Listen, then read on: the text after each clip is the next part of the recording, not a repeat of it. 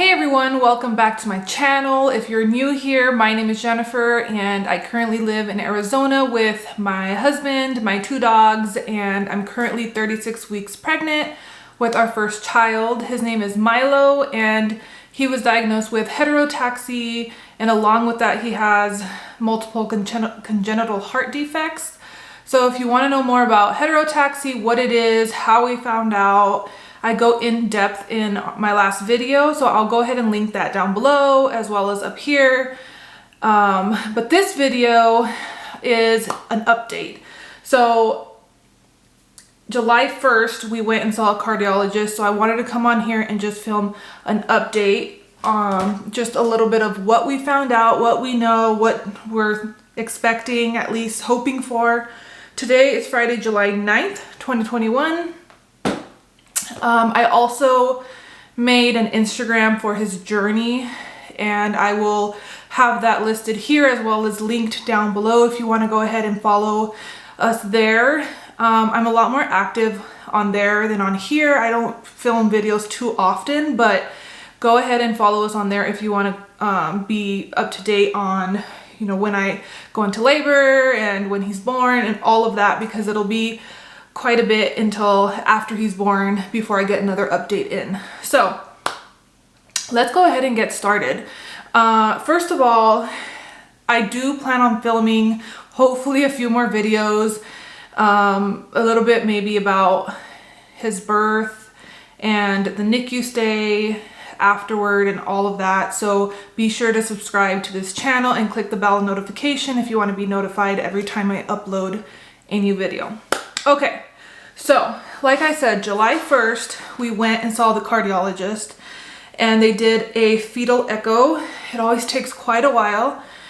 And we did find out, we were able to confirm that there is no obstruction as of now, which is really good. That's what we're hoping for. And I think by obstruction, I have my notes here too. I think that what they mean is like in the pulmonary veins. They weren't sure at first if he was going to have an obstruction. They couldn't see it exactly. So that's why they had me go back and they did another scan and they were able to confirm that there is no obstruction as of now. So that's really good. That means he won't need, more than likely he won't need immediate emergency surgery right after he's born. So that's like a huge, huge relief. Of course, anything could happen, but we're hopeful that he comes out crying and, you know, we're hoping his lungs are just strong and developed and that he's doing good when he's born. So that was really good news. And then just to kind of put the medical terminology out there in case you're watching this and you have a child with heterotaxy or you know somebody in the same situation. This is a list of what he has as of now, what we know he has in regards to his heart. So he has an unbalanced AV canal. He has TAPVR, which stands for total anomalous pulmonary venous return, and the type that he has is supracardiac. He has transposed arteries and possibly he has possible asplenia, which is just possibly not having a spleen, which I'm hoping that he does, but it's very common for heterotaxy individuals to not have a spleen. So I will list links to what some of those things are down below if you want to go into depth about what they are. I'm still kind of learning, but I do know that the TAPVR is something that they were really concerned about there being an obstruction, and luckily there isn't.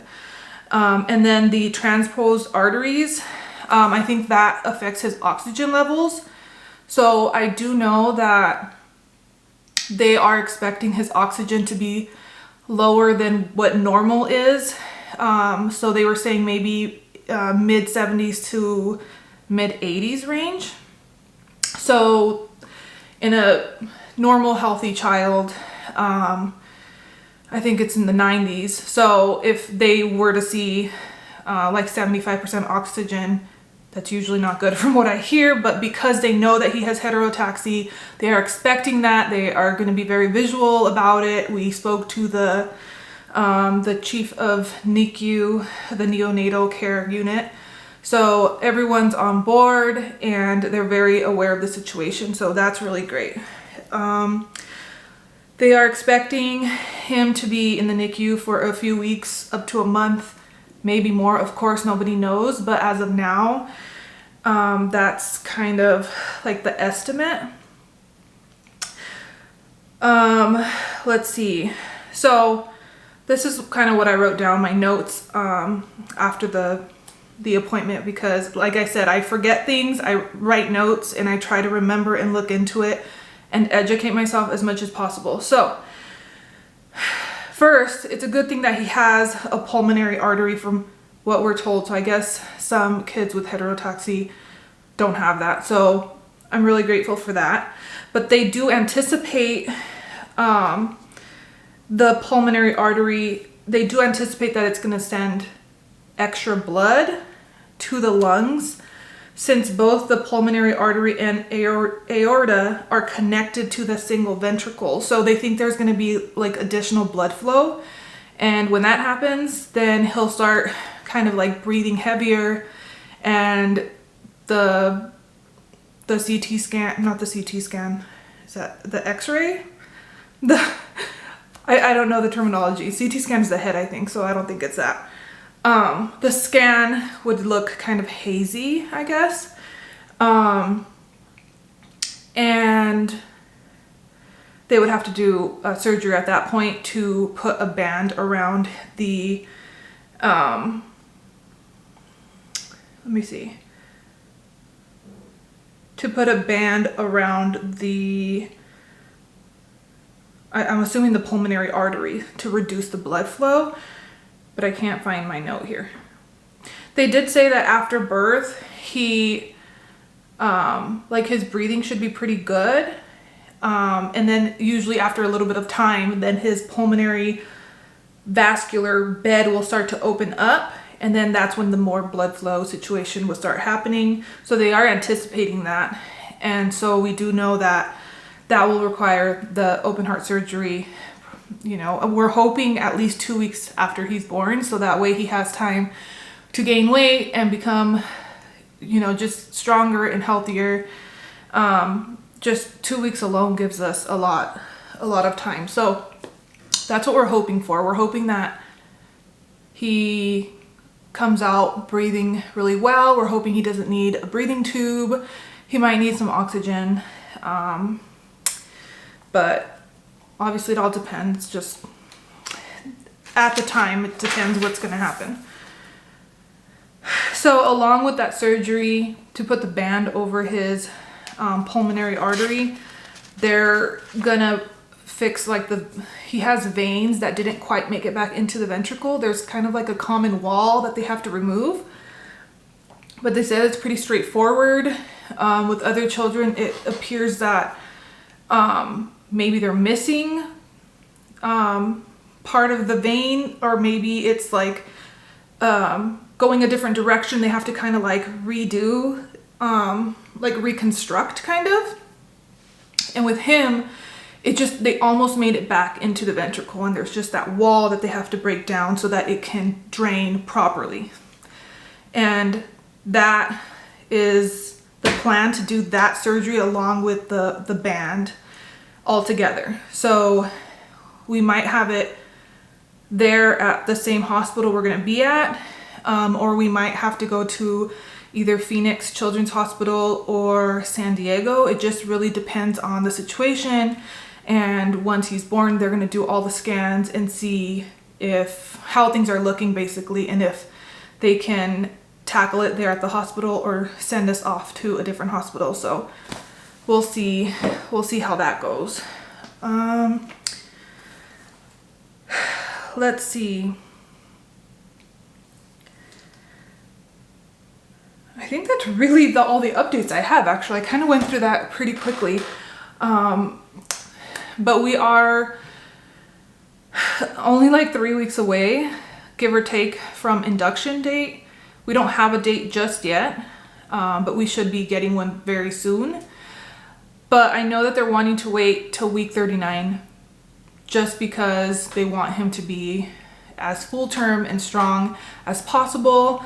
I have been struggling with like pre-labor contractions and just symptoms in general. So I'm really hoping that he doesn't come any sooner, like tomorrow or something. I'm feeling pretty good today, but just in case, the maternal fetal specialist went ahead and gave me a steroid shot. I forget the word for it. I think it was like betamethasone or something like that. I'll find it and I'll link it down below. But it's a 2-series shot, 24 hours apart, and it is given to help baby's lungs if the baby does arrive earlier. So it's just kind of like a boost for the lungs. So even if he comes now, which I'm hoping he doesn't, hopefully that helped his lungs get a little bit stronger. So that's kind of like wishful thinking. Other than that, that's really all, like that's the update for like his heart. In regards to just his anatomy in general, we don't know too much. I'm sorry, I'm so out of breath.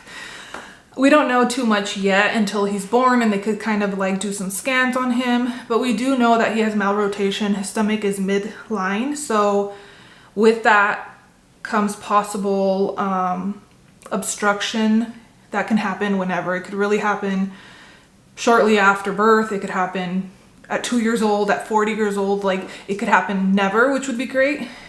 But there's no way of knowing. And I know that they had mentioned to us that before they would do a procedure to fix that, like from the get-go, like right from the beginning. They knew that it was a possibility and they would just do the procedure. But now they find that kids do really well and there could be no obstruction for a really long time, and it allows them to get older and stronger and possibly not even need the surgery. Although I will say I am part of a Heterotaxy Facebook group, and I'll link that down below. I talked about it in my last video, but in that video it looks like a lot of children get that surgery, and I think it's called LADS, LADDS. But they said that we'll know when it happens. He'll like vomit green and it'll need immediate surgery. So it's something that we're aware of, but it's good that they're not doing the surgery right away because he'll be so small and fragile and he'll already be having to go through another surgery. So if he can be good for a while, it's better, right? Like if he can make it a very long time, hopefully never have an obstruction in his stomach, then that would be great. So that's kind of the hopes there. What else? Other than that, I've been going to the OBGYN every week and the maternal fetal specialist every week.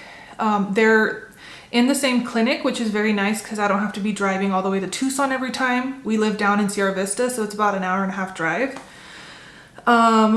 So my OBGYN office is here in Sierra Vista, and the maternal fetal medicine ultrasound techs drive down, and so they're down here, and that way it's a lot easier because it gets very tiring to go every week. And I do an ultrasound followed by a NST, a non-stress test, followed by a maternal fetal specialist consult every week. And then I see the OBGYN every week, and they don't always land on the same day. So I feel like I'm always there and it's exhausting. And like yesterday, for example, I went to my appointment and I was there almost 2 hours, and it just feels like forever. And it's fine though. It's worth it because I'm just glad that they're checking to make sure that he's doing well every time. I would go 2-3 times a week if I had to. But he's doing great so far. He's growing. He is practice breathing. He has the hiccups all the time. He's moving like crazy. He passes his non-stress test every time. And yeah, everything is looking pretty good. As of, let me see, I have it here listed. As of last Tuesday, let me see. Nope. When was that?